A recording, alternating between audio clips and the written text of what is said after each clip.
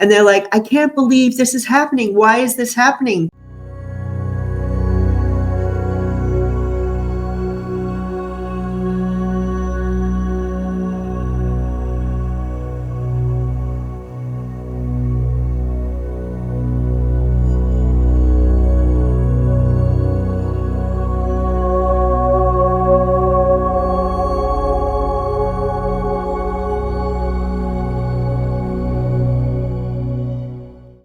Hello, this is Carrie O'Donnell from Tarot Soul Writer. And if you would like a personal reading with me, please go to my website, tarotsoulwriter.com, and I'd be happy to do a reading for you. And just a reminder, I offer both soul writing readings, where you get a copy of the soul writing I do before your reading, and just straight up tarot card readings, where you ask the questions, I give you the answers, no fuss, no muss, and it is a cheaper option. Today, we are going to do February predictions.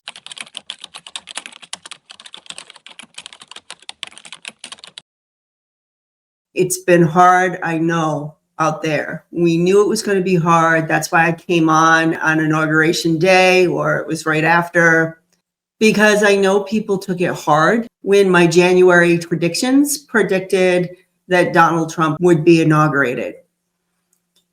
I tried to just focus on January. Most of those predictions came true. When we moved forward, I said, just give us an arc of what's to come. And I moved through seasons. January was rough. It was 10 of Swords. Like everyone would experience the 10 of Swords. Just betrayal, being stabbed in the back. And honestly, we could say that about a lot of things in January. MAGA is feeling betrayed by a lot of his policies. We have Democrats feel betrayed because they feel that those in power didn't do enough to stop this outcome. It's just all a lot of energy of disbelief. But my guides had said as we move through February, it would be more or less the calm before the storm. So I think we're in that period right now, like end of January, moving into the end of February. And then March was going to be a really explosive month. And we'll look at obviously March at the end of February, but there was even one of the two openings they said for him to exit the premises. We won't speculate how he may exit, but there were multiple ways in which he may exit the premises.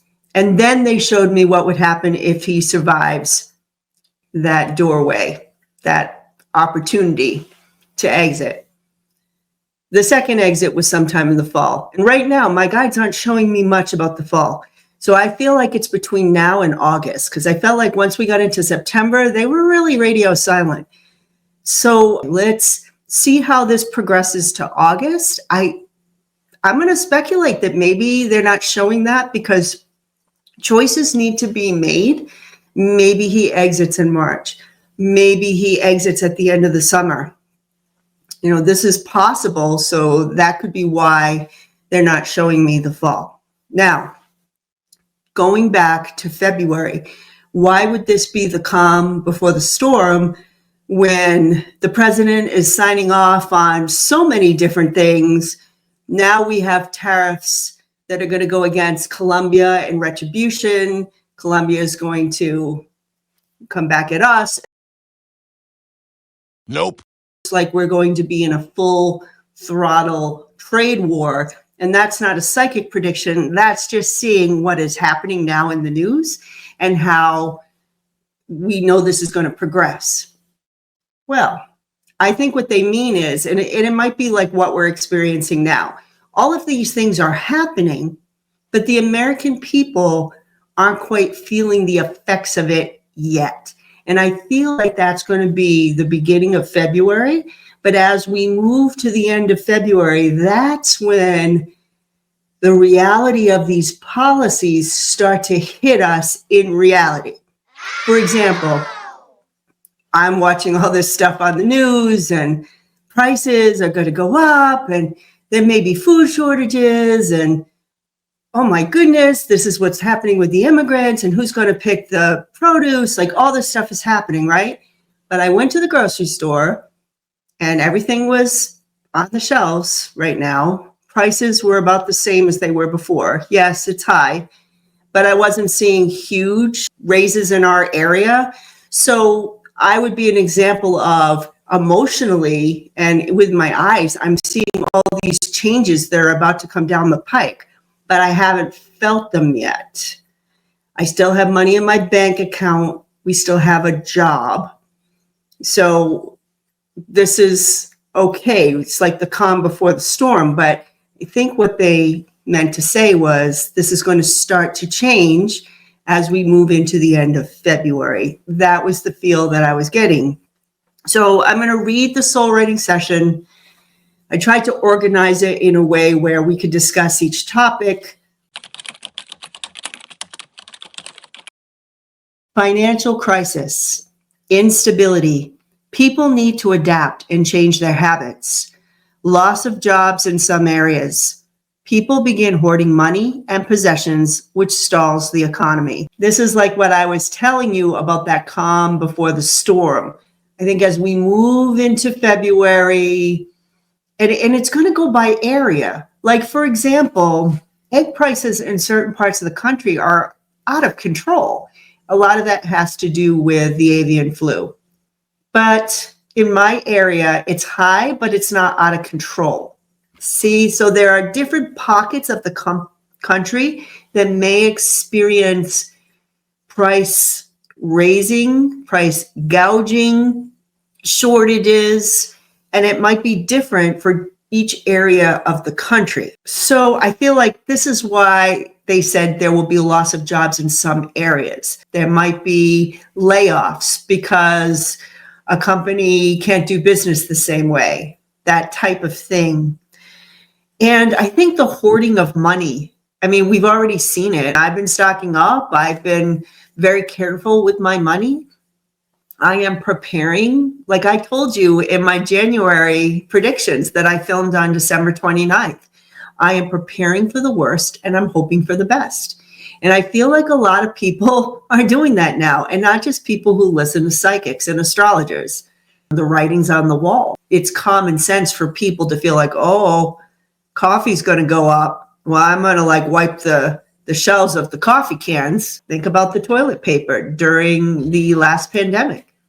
This is human nature. But when people are hoarding or they're in fear or they're holding on to their money and not spending it, because we are a consumer economy, we're going to start to see wobbles. As they said, instability. You're going to see the stock market start to have ebbs and flows during this time as well. Some more deregulation around environmental laws.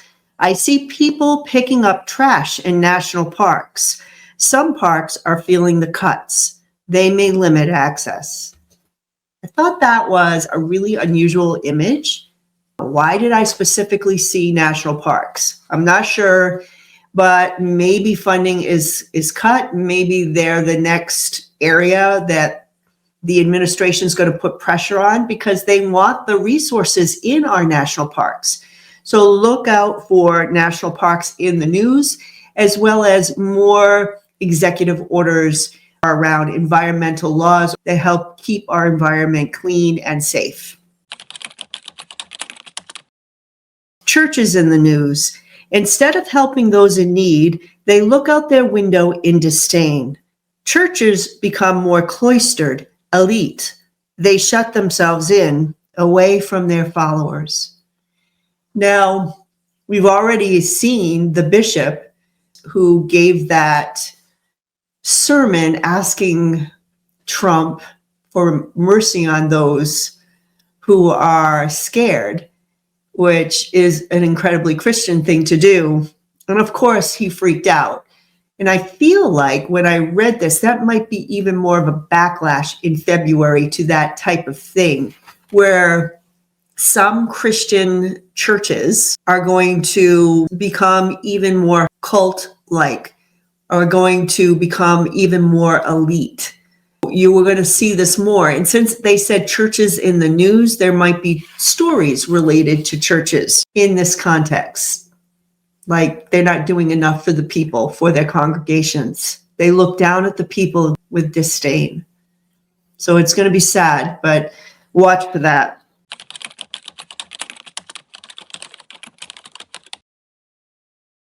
There will be othering. I got some changes around people with special needs. This could be more medical than educational to start. I feel like we're going to see this in the news in February as well. People who have disabilities, and children especially who have special needs, maybe they're getting some medical help from the government. I think you're going to see some cuts or slashes to programs to help people with special needs. And this is going to start with medical help, and then it's going to slowly, as we move out of February, move to educational changes. So a lot of special ed students, by law, receive certain services. I think they're going to go after some of those services or how the law addresses that to give states more flexibility in whether they service that population or not. Again, not good news, but watch for that in the news.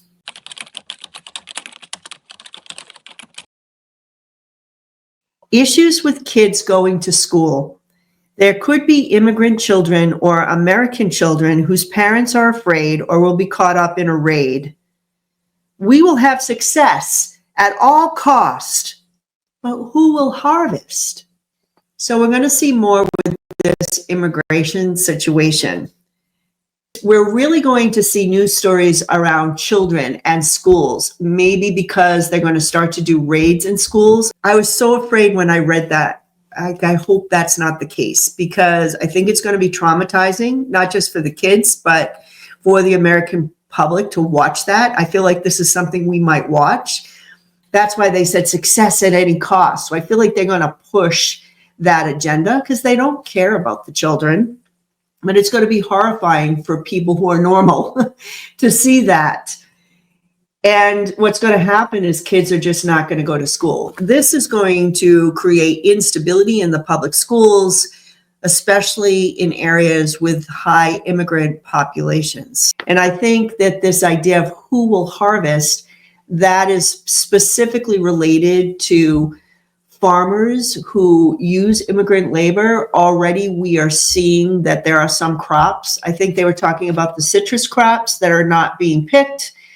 We're going to see more of that. But remember, the calm before the storm. So as we move into the end of February, we're going to begin to see the ramifications, the consequences of his policies. We're going to hear more outcry about that. It's going to start to hit the grocery stores by the end of February.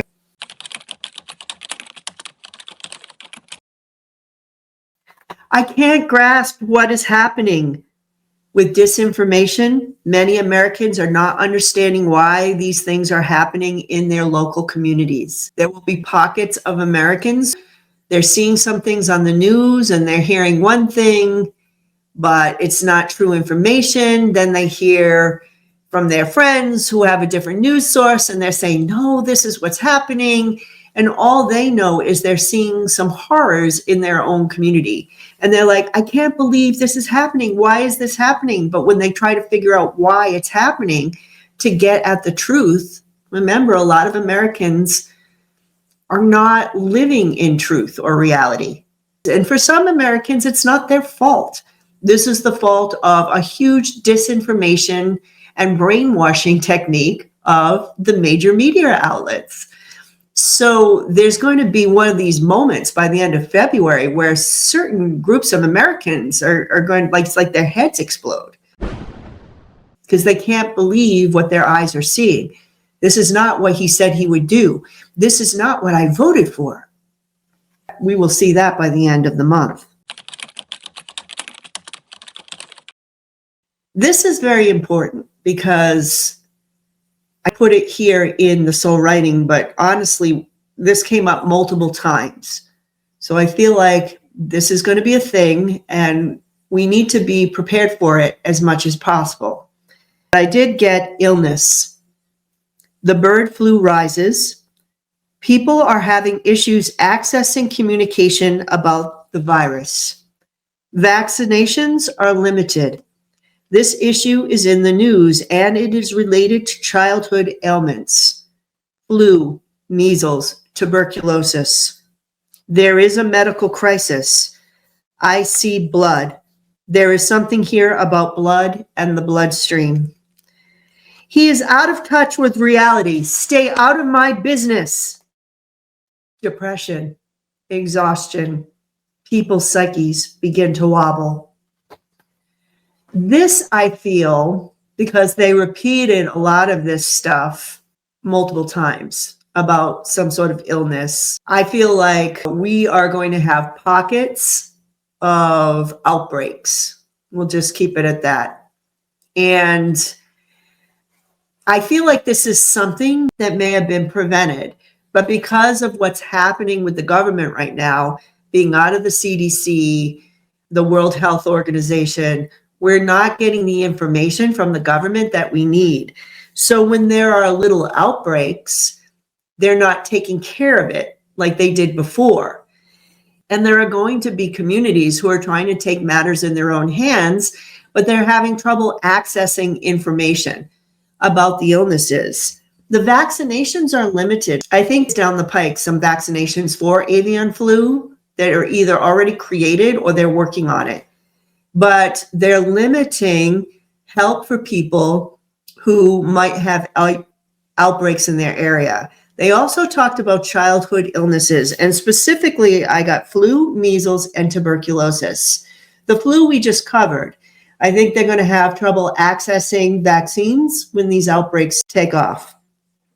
Measles was interesting. It made me feel like there may be, because they said something about childhood ailments, there may be pockets of the United States who are under-vaccinated in which there are outbreaks of measles, which seems completely crazy until the last one I heard tuberculosis. And then I did just read in the news that there are outbreaks of tuberculosis in, I believe, Kansas right now. This is crazy, right? Now, tuberculosis can be cured, I believe, with antibiotics. That's how we got it under control before. But I think that the problem here is the idea of limiting information, limiting solutions that we already have, and limiting the science to create solutions for the future. I don't know if Kennedy got in at the time that I'm doing this video, or if he's already in. I haven't been keeping up with him. But maybe this is the problem. We can always do a deep dive on this during the month, and that was one of the things I think I wanted to do. The other thing was that blood. There's a medical crisis. I see blood. There's something here about blood in the bloodstream. I think this could be a shortage of blood, believe it or not. I mean, it could be something to do with an illness, but I almost felt like a medical crisis. So maybe there will be a shortage of blood. Maybe there's some sort of infections or ways that our blood supply has been contaminated. So we don't have blood for surgeries and so forth and for emergencies. This is really going to exhaust people. This is going to make people so tired. And this is when a little bit of rebellion starts coming up as people are dealing with these realities. He's out of touch with reality. He's more likely going to give us disinformation on the news, acting like everything's fine, but people on the ground are going to be like things are not fine. And it's going to hit people who have not been hit before, who still think that he is great. Stay out of my business, they said. And that's when the American psyche starts to wobble, they say. We're starting to lose it.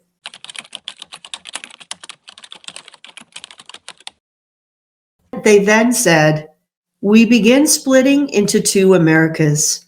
I hear the quote from A Tale of Two Cities. It was the best of times. It was the worst of times. Ah, the American dream. The Republican Party celebrates. Be at home. Start a family. This is where you should be. Things are now wonderful. More like the impossible dream, I hear. It is a dream promoted to sell. They tell you all is well when it is not. This is what's happening psychologically. I believe in this country. We are divided into two Americas. The first one, I think, is really about people with resources and money, the big business people, the rich, the elite, the best of times, right? We're making more money than we ever had. Life is wonderful. Hey, everybody, start a family.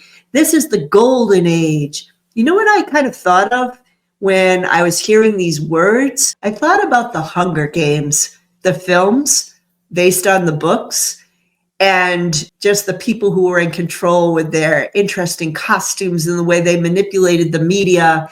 It reminded me of those types of cartoonish scenes. And I think that second voice is the second America. This isn't the American dream. This is the impossible dream. And that's the worst of times, right? Where we're losing what little we had. We can't afford groceries. I'm losing my job. I don't have affordable housing. And they're starting to get angry. They tell us all is well when it is not. So again, we're starting to see the bubbling up of reality and possibly resistance.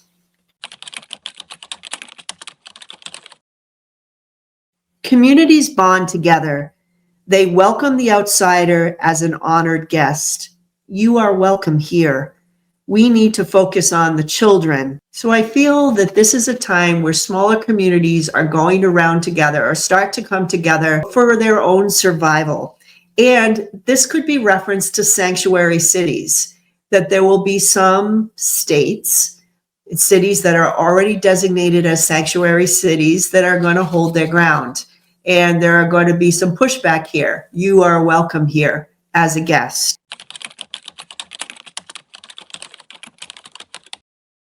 Then I heard, this is my homeland and this is my country. I feel Native Americans are rising to defend citizenship. Now, this has already been in the news in that I believe is trying to find a loophole from the original Constitution that said Native Americans were not full American citizens because they had allegiance to their tribe. But I do believe there was some sort of act or legislation put through, possibly in the 1920s, that made Native Americans full citizens.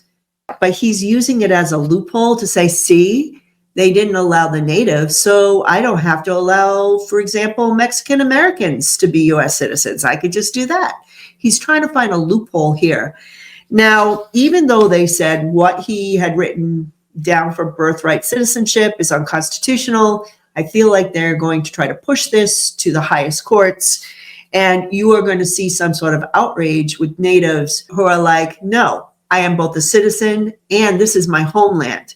You can't deport me. They've already tried to deport natives. They've been caught up in raids. They are not accepting their paperwork, which is ridiculous. Where are you going to deport them to? Their families have been here longer than you have.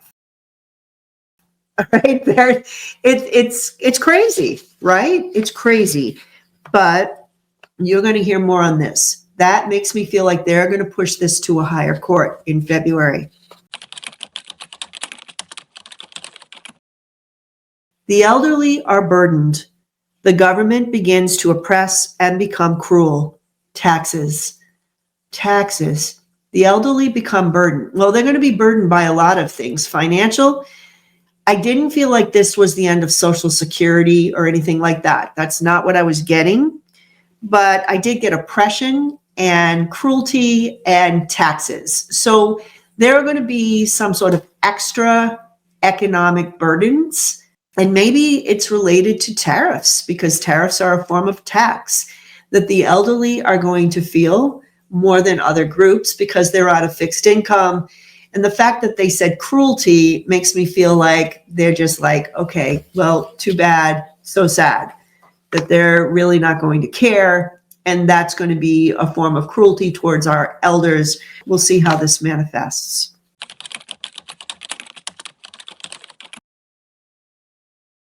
The government has so much to execute, they are overwhelmed. We can't get all of this done. I feel trapped. No way out. Enthusiasm for projects die. This is going to be a little wobble in Congress themselves. Or maybe I should expand that, not just with the Senate and the House, but also maybe with other groups and entities that Trump says, here's my executive order, make it happen. Go forth and just make it happen. And whether that's Congress itself or other aspects of the government who have to implement changes, it's as if the changes are coming so fast and so furious. And it's not like, bing, it's magic. Let's just change this and everything is changed. There's a system, there's a bureaucracy, there's a process, there's so many things to do in order to get something done, especially these very large policy changes. And they're just going to be overwhelmed. So the average politician, maybe not the most famous ones, but the average politician or government worker that's working away and trying to get something done because the president told them to, they are going to really start to lose their inspiration and their enthusiasm, and they're going to feel very drained and feeling like, I'm trapped here. I'm like trapped in the sense of I have to do it, but I can't get it done, or I don't want to get it done morally. You're going to start to see breakdown with government workers as well. I then went into Trump's psyche. I do this now with the help of my guides. I don't go directly into his energy, but I ask them, where is Trump's head at? Where is he energetically in the month of February? What's going on with him in this month? This is what I got. We have decided you are not guilty. A case has gone cold. I am God in heaven, he says. My wealth doesn't feel the same as before. It is all about covering up my actions. I have all but feel trapped. I want to roam, but they are keeping me sequestered. I can't travel. I'm bored. I am not safe. They are taking advantage of me. This is not what we agreed on. Swindles, robbery. We are reviewing the situation concerning property. I can't relax. It's all mine. I will take what I want. My enemies want what I have. I have all, but I'm empty. I'm restricted. I don't want all these responsibilities. A new medical diagnosis limits his power. There is a split in a partnership. Sexual misconduct still follows him. He looks like he is ready for action, but he has nothing to do. Just please the crowd, sir. Promises are not kept. I am superior, he says on the outside, but inside he feels vulnerable, trapped, at the mercy of others. He is stuck, limited. He doesn't see the big picture. These are only superficial gains, not real ones. So there's a lot there. The thing that kept repeating was this idea of being restricted, being limited, at least from his point of view. It begins with, we have decided you're not guilty and a case has gone cold. So maybe this has to do with some other court cases that were against Donald Trump. Maybe in February, there is some news that we're not going to deal with any of that. I thought most of that was already done, but maybe there's something else. But this idea that he is God, I am God in heaven, he says. So I felt like he was feeling even more emperor-like because he feels he got away with escaping justice. And this is actually feeding his ego even more. Despite all of his power, this idea that the money he has doesn't feel the same. Like, I have even more money now than I did, but it doesn't feel the same.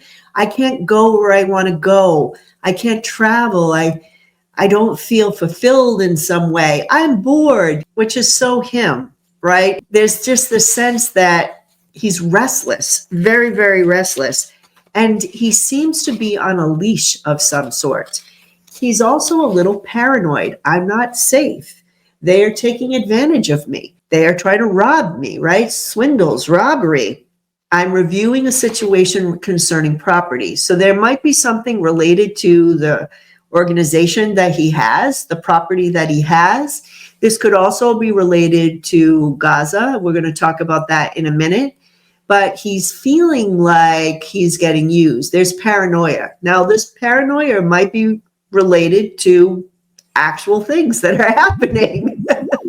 But it also might be the fact that his mind is just going in that direction. He's just paranoid about everybody. He really doesn't want to be president. I don't want these responsibilities. He wants to write a bunch of orders. He wants people to love him. He wants to play golf. But when he's asked to do real presidential duties in the month of February, he's going to kind of peace out. Like he doesn't want to do that. And you're going to sense that from him. And then there is something with his health that is weakened by the end of the month. This sets up for some things that may happen in March. Again, there was a crisis point for him in which he could just leave this whole situation in numerous ways. And one of them was a health event. So whether we will hear publicly about this health diagnosis, I'm not sure because they keep things really under wrap. But there's some other diagnosis here that I feel he will get personally in the month of February. And he's not going to be as strong or in the public eye as much by the end of the month because of this situation. There's a split in a partnership. I hope this is the Leon partnership. We'll see. And they also said sexual misconduct still follows him. So there could be cases or fires they're still trying to squash in the month of February that might come out to the public. But I love the line, just please the crowd, sir. You know, it's like, don't ask any questions. Don't worry, little one. Just please the crowd, which makes me feel like there is a handler, whether this is foreign powers or internally, that are basically telling him what to do. And that leads to the Gaza situation. I did ask my guides for international issues that would arise in February. And the first thing that I got was, I see them bulldozing the desert. This could be Gaza. They have construction plans. It could also be Saudi Arabia. I think that when I see the desert, it is my symbol for the Middle East.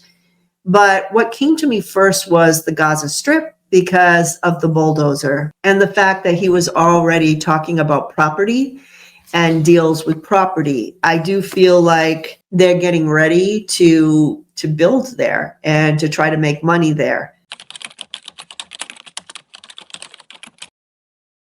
That's when I got Putin looks to his next conquest. Trump does the same. This is my sphere of influence. I will control everything here. There are alliances and collaborations. I see the show Survivor. Enemies or foes come together to take down a threat to all. I feel here what I'm seeing is that Putin may be considering what's going on in Ukraine or what territories he wants to take. And Trump does the same. I think that's what all this Canada, Panama Canal, Greenland thing is about. There's some sense that they're getting together and they're just dividing up the map or the globe for global domination. And it's as if Trump says, well, I can have all of this. And then Putin said, well, I have all of this. And I don't know if there are others involved here, but they did say this is going to cause alliances with foes. The show Survivor has kind of changed in the years. They'll have main alliances now, but they will also make alliances with people they're not necessarily working with long term, but I'll make an alliance with you so that we can get this particular person out who is a foe to both of us, and then we'll go back to our corners and, we'll go after each other. That's how the game of Survivor is played now, and they were showing me that. So I get a sense that there will be countries that don't normally blend together, but because of this whole Putin, Trump, and I don't know if China is involved with this type of thing, there will be countries that come together that you wouldn't normally see together in order to fight or stand up. The U.S. has departed. We are sad, but we stand strong. Peace and tranquility come to an end. Your networks have been withdrawn. Exclusion from the inner circle. Termination. The fool moves ahead. No man is an island. These are ravings of a madman. Now, this is clearly to me about NATO. The U.S. has departed. Now, I asked directly my dowsing rods, and I said, will the United States leave NATO? And I did get a no. And I have been getting that pretty consistently. So I don't think this is about the U.S. departing NATO.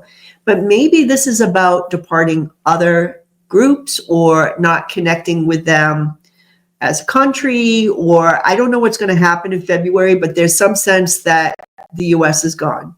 That's what they're saying.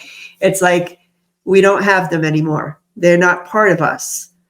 And they're sad about it. But at the same time, there's resolve. The other NATO countries are like, but we're fine. We can keep moving forward without the United States.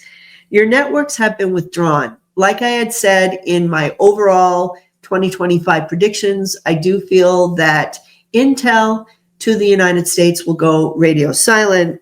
We are excluded from the inner circle. We are not considered one of the main decision makers in the NATO organization. We're not the leader of NATO anymore. Okay, I think that's where we have departed.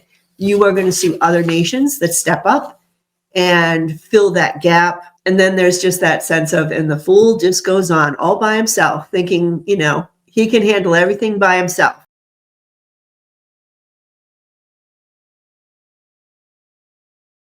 And that's when they said, no man is an island. And these are all the ravings of a madman. So, yeah, that part was a little sad. And I just hope that doesn't mean that we are going to do some sort of shenanigans with Canada or Panama, but we'll see. These are some of the deep dives I want to do this month, so we can focus on individual topics in another video.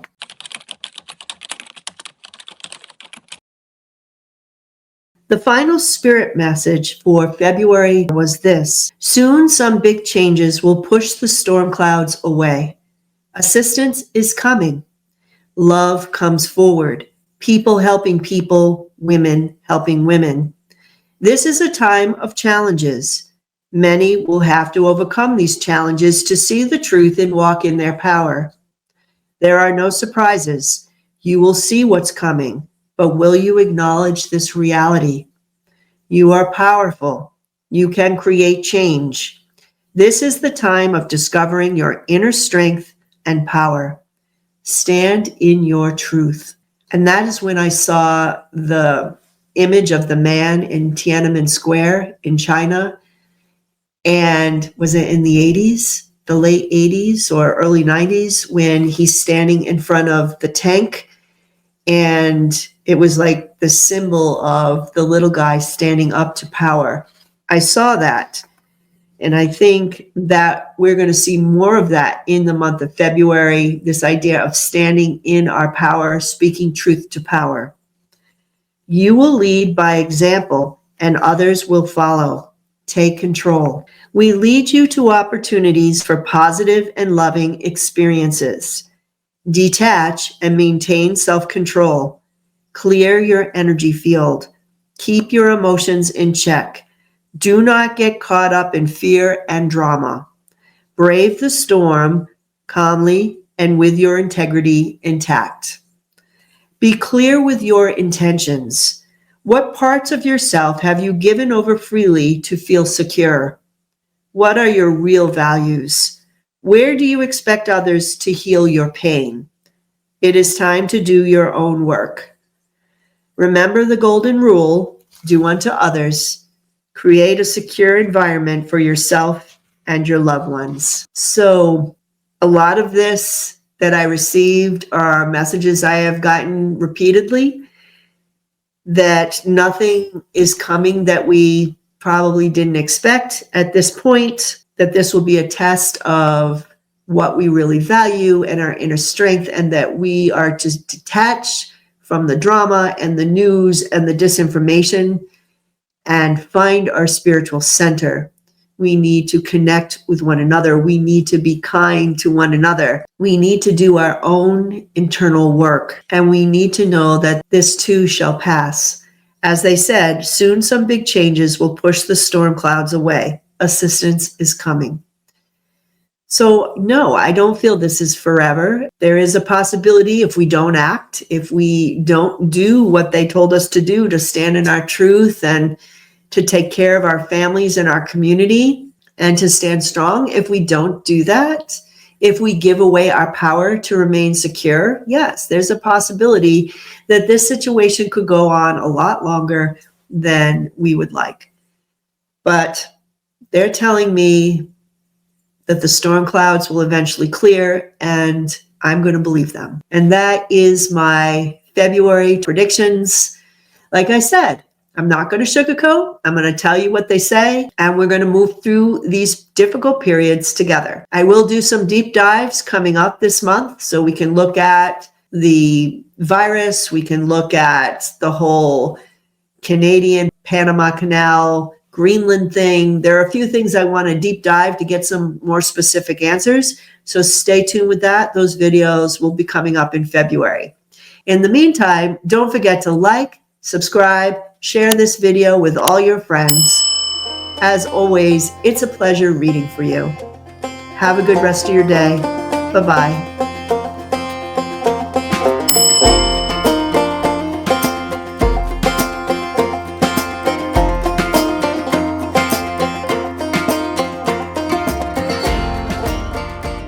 Nope.